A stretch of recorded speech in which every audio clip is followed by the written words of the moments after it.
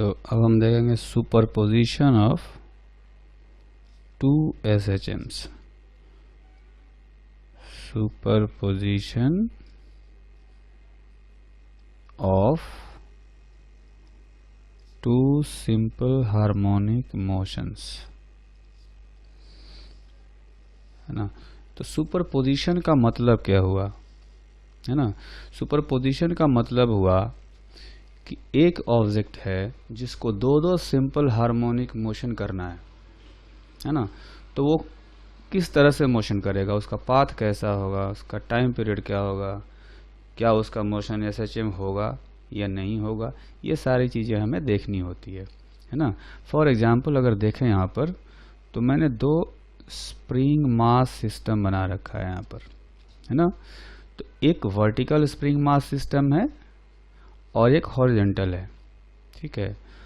अब दोनों SHM कर रहे हैं, हो सकता है कि इस पोजीशन पर दोनों जो है यहाँ पर टकरा जाएं।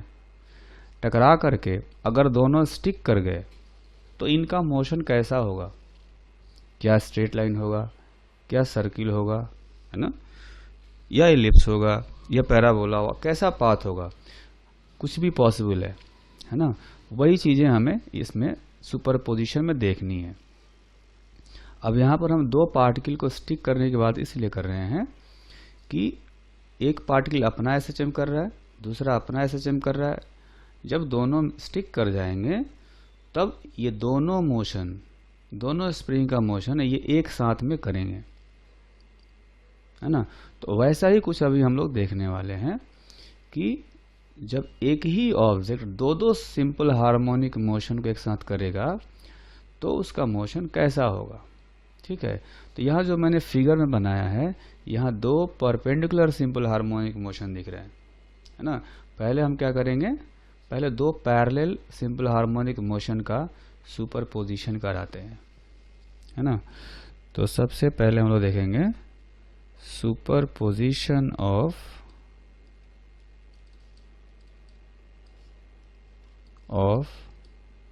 To parallel simple harmonic motions having equal frequency। तो हमने ऐसे सिंपल हार्मोनिक मोशंस लिए हैं जिनकी फ्रीक्वेंसी जो है वो इक्वल है। तो इसमें पॉसिबिलिटी ये हो सकता है कि जैसे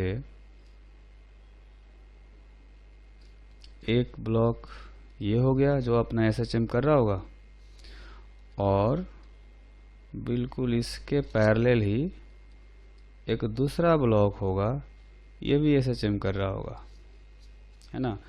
अब इनके मोशन में हो सकता है कुछ फेज डिफरेंस हो, दोनों टकरा गए तो टकराने के बाद इनका मोशन कैसा होगा। तो अगर फेज डिफरेंस होगा तो हम लोग क्या करेंगे, पहले दोनों का SHM का इक्वेशन लिखते हैं। एक का इक्वेशन लिखेंगे A1 साइन ओमेगा टी, और दूसरे सिंपल हार्मोनिक मोशन का इक्वेशन लिखेंगे A2 sine omega T plus phi. Phi इसलिए क्योंकि पहला सिंपल हार्मोनिक मोशन और दूसरे में कुछ फेज डिफरेंस हो सकता है ना, इसलिए हमने ये फेज डिफरेंस फाई ले लिया, ठीक। अब अगर ये कंबाइन होकर के चलते हैं, करने का मतलब अगर दोनों स्टिक कर गए तो दोनों पार्टिकल ये कंबाइन मोशन करेंगे, यानी दोनों SHM साथ में चलना है उनको। तो उनका जो डिस्प्लेसमेंट होगा, रिजल्टेंट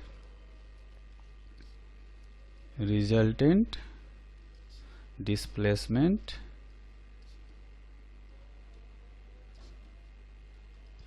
ये होगा x is equal to x1 plus x2, है ना। तो x का मतलब हुआ A1 sine omega T plus A2 sine omega T plus phi, ठीक है। तो ये अपना इक्वेशन है। तो इसमें जो हम देख सकते हैं कि ये जो दोनों इक्वेशन है इनको हम लोग दो तरीके से सोल्व कर सकते हैं। एक तो ट्रिग्नोमेट्रिक से, है ना, इसको साइन a प्लस बी वाले फॉर्मूले से इसको तोड़ेंगे, अलग अलग करेंगे और फिर इसको रीअरेंज करके हम लोग इस फॉर्म में ला सकते हैं। इसको लिखा जा सकता है a sine omega T plus delta, है ना। ऐसा कुछ इक्वेशन के फॉर्म में इसको लाया जा सकता है ना। ये भी जो रिजल्टेंट है वो देखने में सिंपल हार्मोनिक मोशन जैसा, है ना, लग रहा है।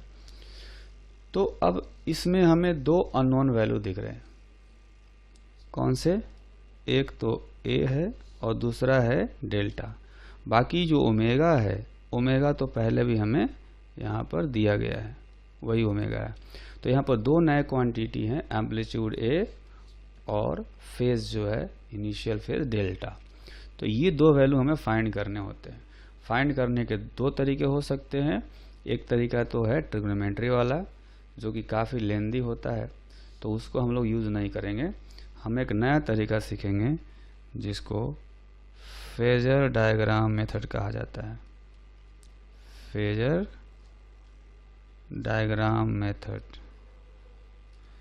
इसमें क्या किया जाता है कि amplitudes are treated as vectors and the angle between the angle between these vectors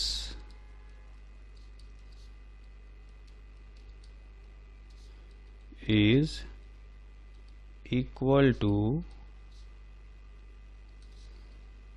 the phase difference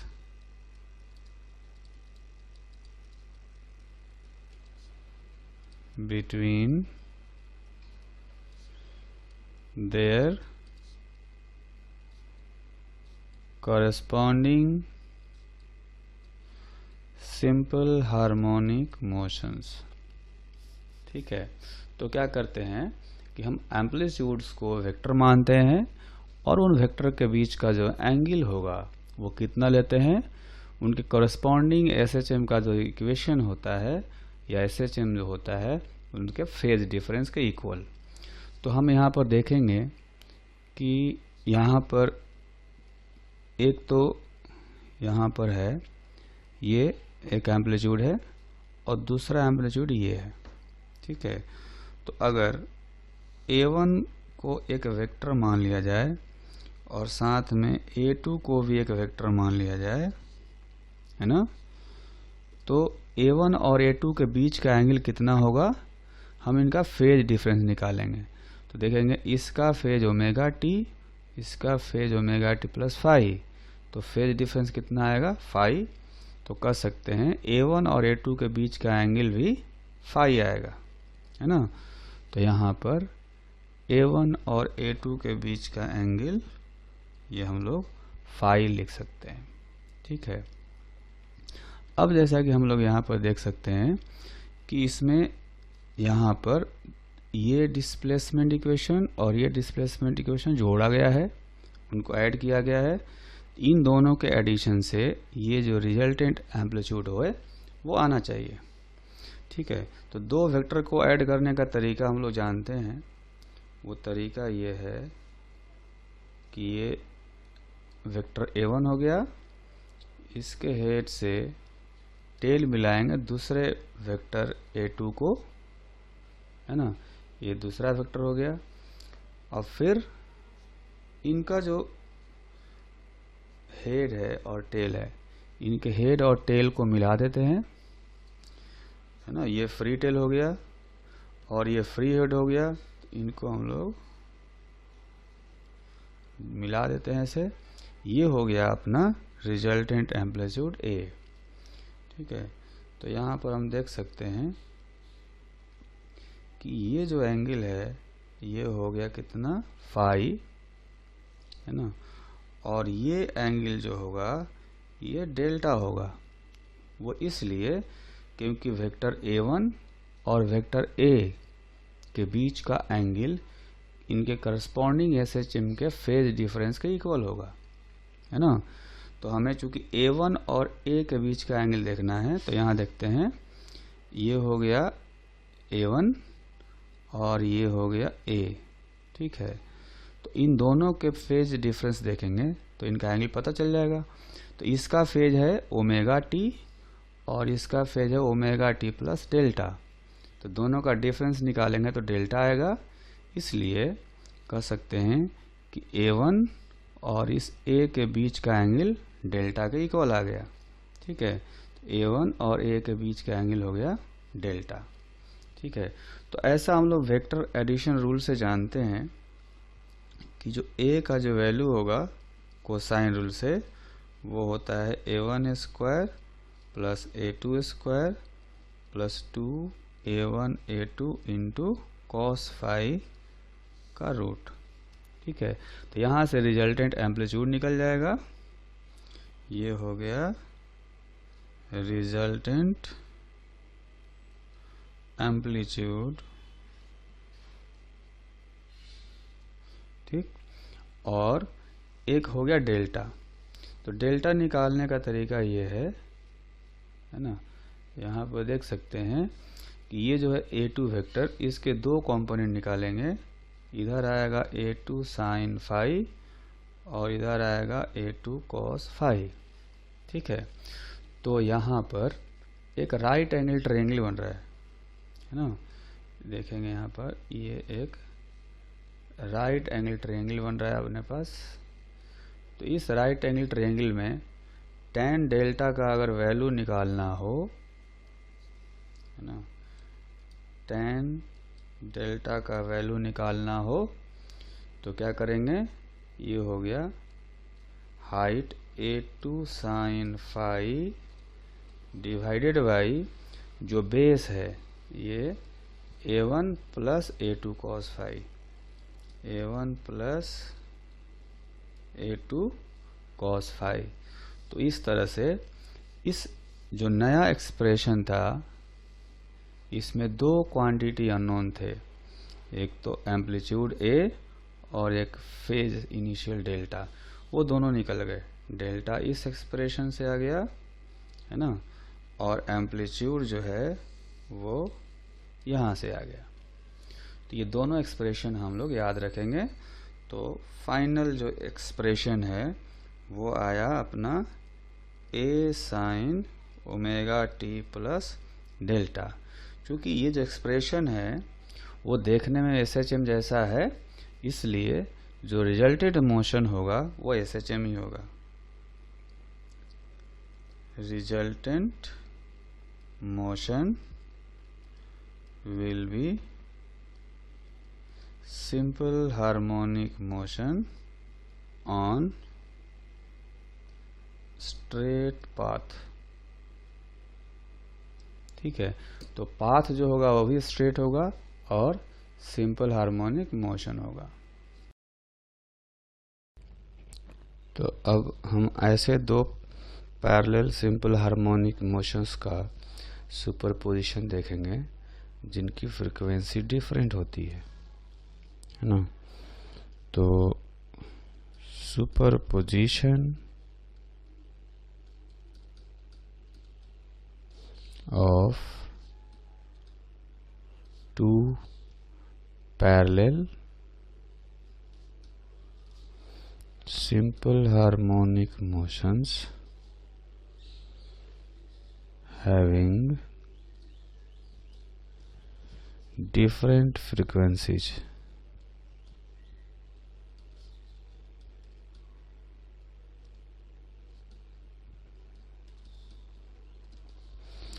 तो इसमें हम क्या करेंगे, दो कंपोनेंट SHM लेते हैं। एक है x1 is equal to A1 sine omega 1 into t, ठीक है। और जो दूसरा इक्वेशन है ये है a2 sine omega 2 into T. अब इसमें हम लोग फेज एक ऐड कर सकते हैं, इनिशियल फेज फाई, और नहीं भी ऐड कर सकते हैं ना।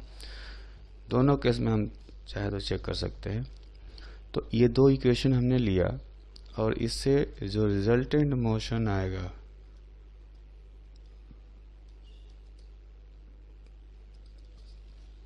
रिजल्टेंट डिस्प्लेसमेंट वो होगा x is equal to x1 plus x2। तो अगर हमें यहाँ से रिजल्टेंट डिस्प्लेसमेंट निकालना है तो x1 का वैल्यू रखेंगे a1 sine omega 1t plus a2 sine omega 2t। ठीक, अब ये जो एक्सप्रेशन है इन दोनों को ऐड करके जो है हम लोग इस फॉर्म में लिखना चाहते हैं, sign omega T plus five, इस फॉर्म में लिखना चाहते हैं। लेकिन ऐसा हो नहीं पाता है, चाहे हम ट्रिग्नोमेट्री यूज़ करें या फेजर डायग्राम मेथड यूज करें, ये जो है ये x को इस तरीके से नहीं लिख सकते, है ना। तो x is not equal to a sine omega T plus five, इसका मतलब इस तरीके से नहीं लिख सकते। तो फिर ये मोशन जो है रिजल्टेंट मोशन वो SHM नहीं होगा। सो motion will not be simple harmonic motion. ठीक, अब देखेंगे हम लोग थर्ड केस जिसमें कि दो परपेंडिकुलर SHM का सुपरपोजिशन कराएंगे ना। तो जैसा कि हमने पहले फिगर बनाया था वैसा ही फिगर बनाते हैं। एक ब्लॉक तो ये हो गया जो कि अपने वर्टिकल पाथ पर SHM करेगा, और दूसरा स्प्रिंग मास सिस्टम जो है वो ये हो गया, ये भी अपने पाथ पर SHM करेगा, है ना। तो हमें क्या देखना है, superposition of two perpendicular simple harmonic motions having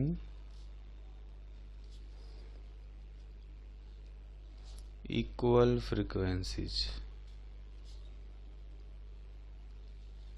है ना। तो जो दो सिंपल हार्मोनिक मोशन है ना, इनका इक्वेशन लिखते हैं।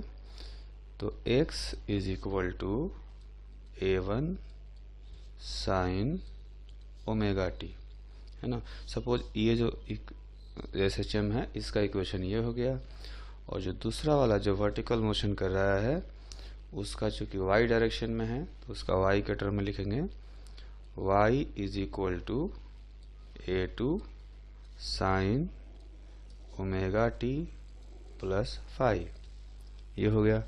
अब हमें इनका सुपरपोजिशन कराना है, ठीक है। तो सुपरपोजिशन से जो रिजल्टेंट मोशन आएगा वो डिपेंड करता है इस फेज डिफरेंस फाई पर, है ना। तो फाई के डिफरेंट वैल्यूज हम लेकर के चेक करेंगे।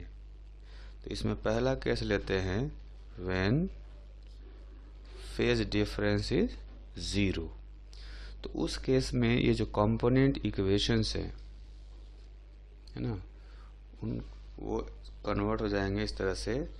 x वाला तो ऐसे ही रह जाएगा a1 साइन ओमेगा टी, और y वाला हो जाएगा a2 साइन ओमेगा टी, ये हो गया। तो इसमें हम लोग सबसे पहले क्या निकालेंगे, ट्राजेक्टरी इक्वेशन निकालते हैं, यानी पाथ का इक्वेशन। ट्रेजेक्टरी इक्वेशन और पाथ इक्वेशन। तो उसके लिए हमें क्या करना पड़ेगा, x और y कोऑर्डिनेट में रिलेशन निकालना होगा, है ना। तो ये निकाल सकते हैं हम लोग, इसमें से t को दोनों इक्वेशन में से एलिमिनेट करना पड़ेगा। तो ऐसा करते हैं, इक्वेशन 2 को हम लोग 1 से डिवाइड कर देते हैं। तो ये आएगा y by x is equal to a2 by a1, है ना। इसका मतलब हुआ कि y is equal to a2 by a1 into x. तो ये देख सकते हैं कि जो पाथ इक्वेशन आया एक स्ट्रेट लाइन का इक्वेशन है ना, जैसा होता है y is equal to mx, उस टाइप का इक्वेशन आया। यानी इस केस में अगर एक ही पार्ट के लिए दोनों मोशन कर रहा हो तो उसका जो पाथ होगा वो स्ट्रेट पाथ होगा। तो हम लोग एक ऐसा करते हैं, ग्राफ बनाते हैं। तो सपोज ये हो गया y एक्सिस और ये हो गया x एक्सिस, है ना। तो इसका जो ग्राफ होगा इसमें दिख रहा है कि हमें स्लोप जो है, स्लोप पॉजिटिव है स्ट्रेट लाइन का। तो ये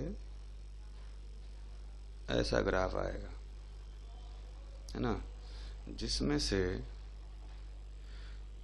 इसका x is equal to plus a यहाँ पर है, और ये कहेंगे x is equal to plus a नहीं, x is equal to a1 है, और ये है x is equal to minus a1, ठीक। अच्छा, ऊपर वाला जो वैल्यू है ये है y is equal to a2, ये a2 होगा, और नीचे वाला जो वैल्यू है वो होगा माइनस a2, ये है माइनस a2, ठीक है। तो ये जो मोशन होगा ये कैसा होगा, तो रिजल्टेड डिस्प्लेसमेंट का मैग्नीट्यूड अगर देखें, रिजल्टेंट डिस्प्लेसमेंट, सिर्फ उसका हम लोग मैग्नीट्यूड देखते हैं। पाथ तो पता चल गया कि स्ट्रेट लाइन होगा, अगर उसका मैग्नीट्यूड निकालेंगे तो लिखेंगे x square plus y square का रूट, है ना। तो अपना देखते हैं, ये x है और ये y है ना। तो ये आ जाएगा a1 square plus a2 square का root into sine omega t, ठीक है। तो इसको हम लोग थोड़ा सिंप्लीफाइड फॉर्म में लिख सकते हैं, s is equal to a sine omega t, where a is equal to under root a1 square plus a2 square, ठीक है। तो ये देखने में तो SHM लग रहा है ना। इसका मतलब ये होगा कि जो मोशन होगा वो सिंपल हार्मोनिक ही होगा, बस उसका एम्पलीट्यूड अब चेंज हो गया है। तो एम्पलीट्यूड हम देख भी सकते हैं, यहाँ से ये मीन पोजीशन बनेगा, और ये जो पॉइंट है ये कहा जा सकता है कि ये पॉजिटिव एक्सट्रीम है, और इधर पीछे जो है ये निगेटिव एक्सट्रीम होगा। तो जो रिजल्टेंट एम्पलीट्यूड है इसको हम लोग लिख सकते हैं a is equal to under root a1 square plus a2 square. ये रिजल्टेंट एम्पलीट्यूड हो गया, यहाँ से ये हो गया a, और फिर ये भी हो जाएगा a, है ना। तो इस तरह से ये जो पार्टिकल है वो SHM करेगा, या यूं कहें कि अगर ये दोनों स्टिक कर गए तो ये सिंपल हार्मोनिक मोशन करेंगे, है ना। तो इसमें सेकेंड केस देखेंगे परपेंडिकुलर SHM में ही, when phase difference is equal to pi. तो उस केस में ये जो इक्वेशन है, x वाला इक्वेशन हो जाएगा a साइन ओमेगा टी और y वाला इक्वेशन हो जाएगा a2 sine omega T plus pi, है ना। तो इसका मतलब ये हुआ कि ये हो जाएगा minus a2 sine omega t, ठीक है। तो y वाला इक्वेशन चेंज हो गया थोड़ा। तो अब इसमें हम लोग क्या करेंगे, पहले ट्रांजैक्टरी इक्वेशन निकालेंगे, path equation. So path equation is equal to, इसमें हम लोग y बाई x करते हैं। सपोज ये अपना पहला इक्वेशन, ये दूसरा इक्वेशन, तो यहाँ भी सेकेंड वाले इक्वेशन को फर्स्ट इक्वेशन से डिवाइड कर देते हैं। तो y बाई एक्स आ जाएगा माइनस a2 बाई a1। इसका मतलब जो इक्वेशन आया फिर से स्ट्रेट लाइन आया है, minus a2 by a1 into x. तो ये भी y is equal to minus m x जैसा आ गया। तो हम क्या करेंगे, इसमें भी ग्राफ बनाते हैं, इसका पाथ देखते हैं कैसा होगा। तो सपोज ये जो है x और y एक्सिस हो गए, तो इसका जो पाथ होगा वो कुछ ऐसा होगा, ऐसा स्ट्रेट लाइन जो कि ओरिजिन से पास करेगा, लेकिन उसका जो स्लोप है वो निगेटिव है। देख सकते हैं ये जो x डायरेक्शन वाला एम्पलीट्यूड है ये है a1 और इधर वाला होगा माइनस a1, ऊपर ये हो जाएगा प्लस a2 और नीचे वाला हो जाएगा माइनस a2। तो ये पाथ हो गया, है ना। अब इसमें देखेंगे कि डिस्प्लेसमेंट कितना होगा, मैग्नीट्यूड ऑफ डिस्प्लेसमेंट, है ना। तो अब रिजल्टेंट डिस्प्लेसमेंट का जो मैग्नीट्यूड होगा हमें निकालना पड़ेगा x square plus y square का रूट से।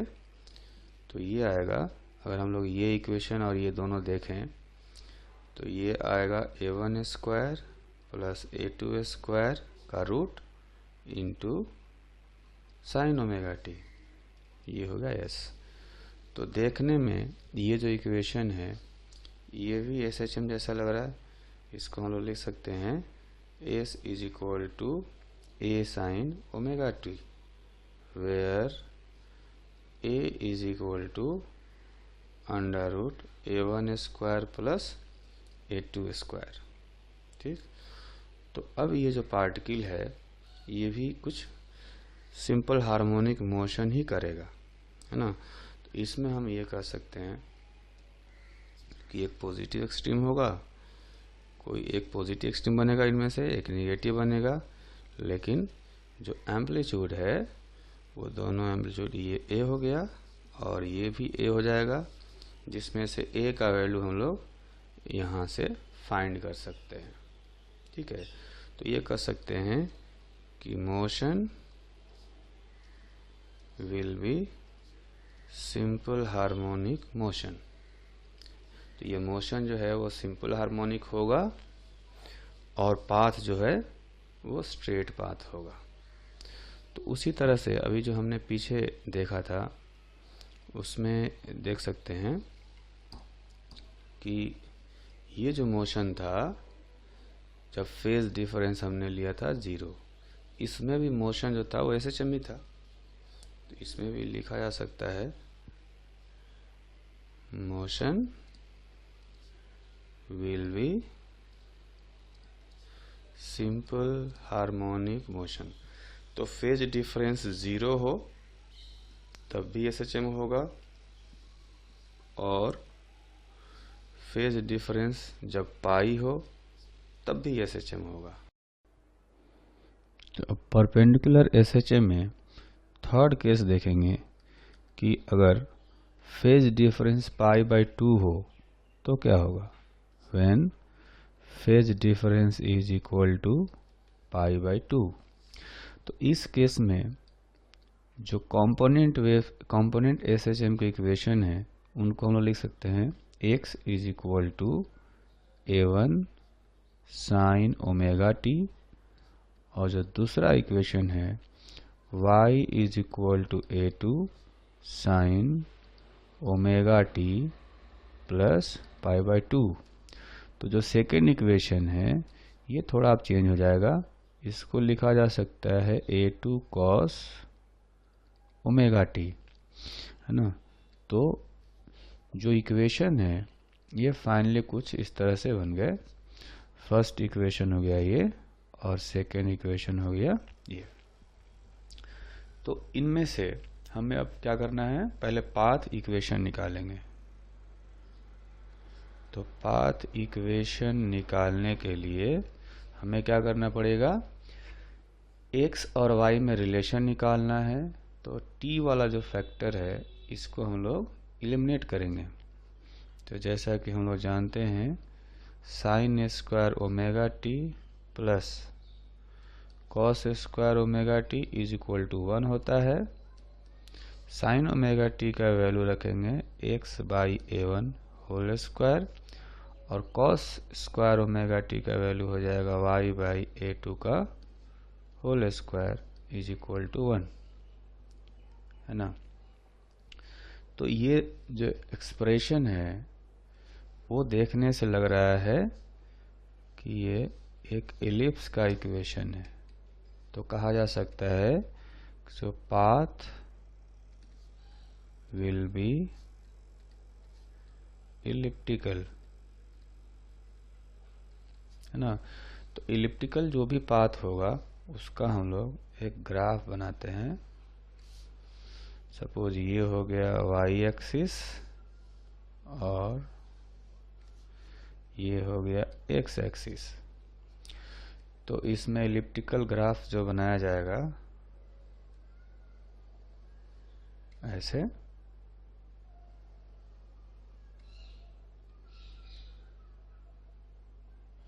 ना। तो ये हो गया इलिप्टिकल ग्राफ, जिसमें से जो मेजर एक्सिस है वो होगा A1 और जो माइनर एक्सिस है ये होगा A2, है ना। तो इसमें देख सकते हैं कि चूंकि इसमें पार्टिकल का जो पाथ होगा इलिप्टिकल है, यानी हर जगह पर ये कर्व पाथ है। तो कर्व पाथ पर जो पार्टिकल की वेलोसिटी है हमेशा चेंज होती रहती है। तो अगर वेलोसिटी का डायरेक्शन चेंज हो रहा होगा इसका मतलब कोई ना कोई फोर्स हमेशा लगेगा। अगर हमेशा फोर्स लगेगा तो इस मोशन में कहीं भी मीन पोजीशन नहीं आएगा, है ना। दिस मोशन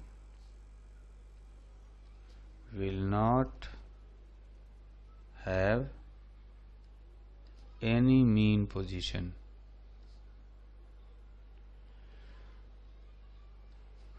है ना। कोई मीन पोजीशन इसलिए नहीं होगा क्योंकि इस पाथ पर कहीं भी फोर्स जीरो हो ही नहीं सकता है।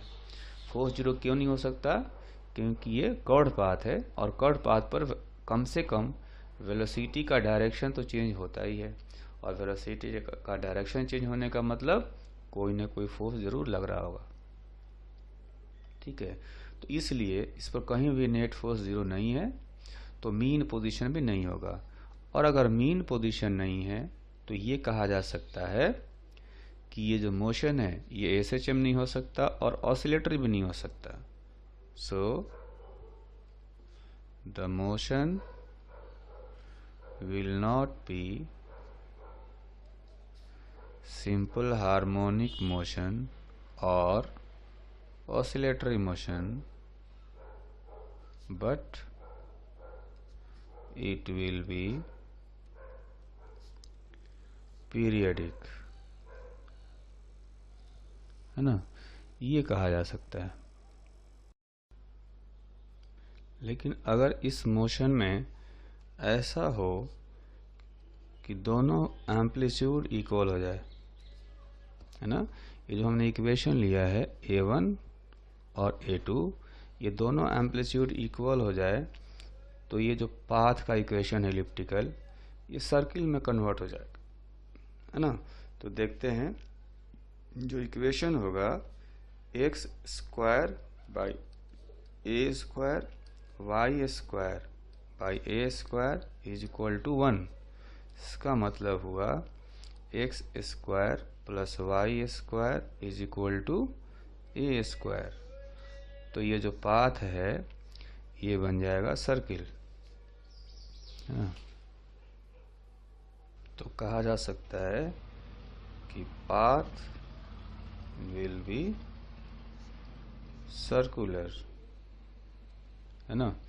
अच्छा, इसमें भी अगर हम लोग डायग्राम बनाएं तो डायग्राम से हम देख सकते हैं कि जो सर्किल है उसका रेडियस आएगा a, है ना। ये हो गया y एक्सिस और ये x एक्सिस। चूंकि इसमें दोनों SHM का ओमेगा फिक्स्ड है, फ्रीक्वेंसी फिक्स्ड है, इसका मतलब है कि एक रिवॉल्यूशन में ये टाइम हमेशा इक्वल लेंगे और इसलिए ये यूनिफॉर्म सर्कुलर मोशन होगा। सो motion will be uniform circular motion.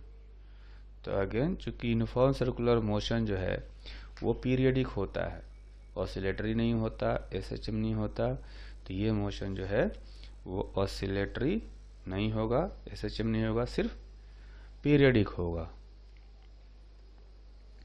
तो एक एग्जांपल करेंगे सुपरपोजिशन पर बेस्ड। सपोज हमें 3 इक्वेशन दिए गए, है ना। Superposition of 3 parallel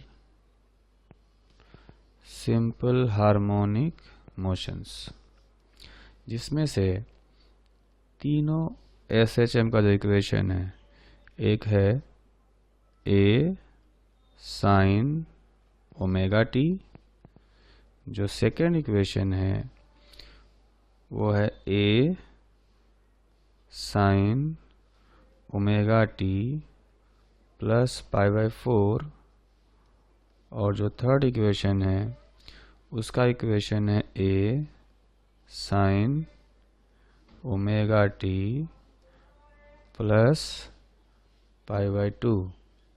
So we have to find the equation of resultant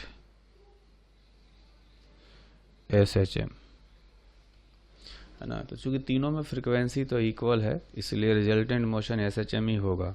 तो हमें मेन इसमें निकालना होगा, एक तो रिजल्टेंट एम्पलीट्यूड और दूसरा रिजल्टेंट जो है रिजल्टेंट एम्पलीट्यूड का डायरेक्शन, ना।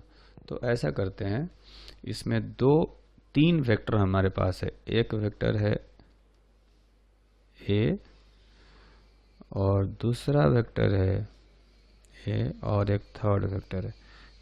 क्योंकि तीनों इक्वेशन में एम्पलीट्यूड तो इक्वल है ना। तो पहले वाले में और दूसरे वाले में फेज डिफरेंस है π/4, यानी पहले और दूसरे के बीच का जो एंगल होगा वो भी π/4 होगा, ठीक। अच्छा, पहले और थर्ड वाले में जो फेज डिफरेंस है π/2 है, तो थर्ड और फर्स्ट में जो एंगल होगा ये 90 डिग्री का होगा, ठीक है। तो ये 3 एम्पलीट्यूड वेक्टर्स है, हमें इन तीनों को वेक्टर एडिशन से ऐड करके रिजल्टेंट एम्पलीट्यूड निकालना है। तो एक तो फर्स्ट वाला ये हो गया, ये हो गया सेकंड, और जो थर्ड वाला है वो बिल्कुल परपेंडिकुलर है ना, ऐसे। तो जैसा कि हम लोग वेक्टर एडिशन से करते हैं, फ्री टेल और फ्री हेड को ज्वाइन कर देते हैं। तो फ्री टेल और फ्री हेड को इस तरह से ज्वाइन कर देंगे, है ना। उसमें से ये एंगल जो है अपना 45 डिग्री होगा, यानी π/4। ठीक है, तो हम लोग क्या करते हैं, ये जो a है इसका कंपोनेंट इधर आएगा a sin 45, मतलब a/√2। उसी तरह से इसका नीचे वाला जो साइड है ये कंपोनेंट आएगा a cos 45, जो कि ये भी a/√2 के इक्वल होगा, है ना। तो अब जो है ये जो हाइपोटेनस है उसका वैल्यू हमें निकालना है। तो हम देख सकते हैं कि ये जो बेस है इस ट्रायंगल का, बड़े से राइट एंगल ट्रायंगल का, यह आएगा a + a/√2। उसी तरह से ये वाला जो हाइट है ये आएगा a + a/√2। तो ये दोनों साइड हमें पता है इस राइट एंगल ट्रायंगल में। तो पाइथागोरस थ्योरम से जो हाइपोटेनस है उसका वैल्यू हम लोग निकाल सकते हैं, कितना, √2 times into √2 times of one of the side, यानी कि ये वाला साइड से मल्टीप्लाई कर देंगे a + a/√2। तो ये आ गया रिजल्टेंट एम्पलीट्यूड। तो रिजल्टेंट एम्पलीट्यूड का जो फाइनल वैल्यू है वो हो जाएगा √2 इंटू a + a/√2, यानी कि अगर a कॉमन ले लें तो √2 + 1 आएगा। अच्छा, और ये जो एंगल है ये है अपना डेल्टा, और अगर देखा जाए तो ये भी 45 डिग्री आएगा, है ना, क्योंकि इस ट्रायंगल में दोनों साइड जो है, वर्टिकल साइड और हॉरिजॉन्टल साइड, दोनों इक्वल लेंथ के हैं, है ना। तो डेल्टा का वैल्यू जो है यहाँ से 45 डिग्री आया। So the equation is of resultant motion is x = a sin ωt plus delta. a का जो वैल्यू आया है √2 + 1 into a into sine ωt plus delta का वैल्यू π/4 आ गया। तो ये रिजल्टेंट SHM का इक्वेशन आ गया। ठीक है, तो एक और एग्जांपल करेंगे। इसमें दो परपेंडिकुलर SHM दिए गए हैं ना, superposition of two perpendicular simple harmonic motions. इसमें दोनों SHM का इक्वेशन दिया गया है।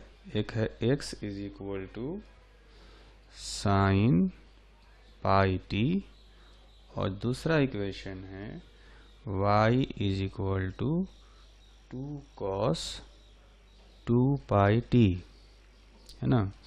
We have to find equation of path. तो अगर दोनों का सुपरपोजिशन कराया जाए तो पाथ इक्वेशन कैसा होगा। तो पाथ इक्वेशन का मतलब हुआ कि हमें x और y में रिलेशन निकालना है। उसके लिए हमें क्या करना पड़ेगा, उसके लिए हमें टाइम t को एलिमिनेट करना है। टाइम t यहाँ भी है और टाइम t यहाँ भी है। तो अगर y डायरेक्शन वाला इक्वेशन लिखें 2 cos 2πt, तो इसको लिखा जा सकता है 2 × 1 - 2 sin स्क्वायर πt, है ना। इस तरह से cos 2πt को लिखा जा सकता है। तो 2 1 - 2 इंटू यहाँ से sin πt का जो हम लोग वैल्यू रखेंगे वो यहाँ से ऊपर वाले इक्वेशन में से x रख सकते हैं।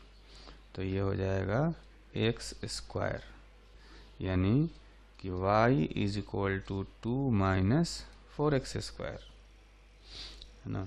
तो ये जो है फाइनल इक्वेशन अपना आ गया, y is equal to 2 minus 4x²। ये देखने में पैराबोला लग रहा है ना। तो ये जो पाथ इक्वेशन है ये पैराबोलिक हो गया।